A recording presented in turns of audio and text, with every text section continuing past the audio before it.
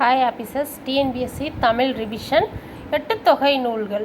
நற்றிணை, பொருள் அகம், தொகுத்தவர் தெரியல, தொகுப்பித்தவர் பன்னாடு தந்த பாண்டியன் மாறன் வழுதி.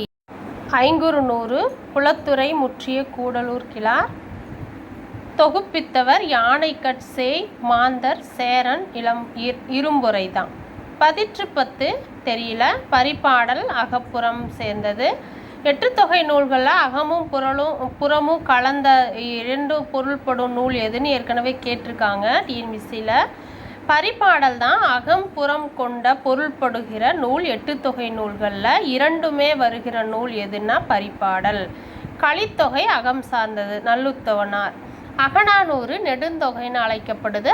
8 தொகை நூல்களில் முதலில் வைத்து பாடப்படும் நூல் எதுன்னு ஏற்கனவே கொஸ்டினில் கேட்டிருக்காங்க இல்லையா, நற்றிணை தான். இதுவும் தெரிஞ்சு வச்சுக்கிறது. நன்றி, வணக்கம்.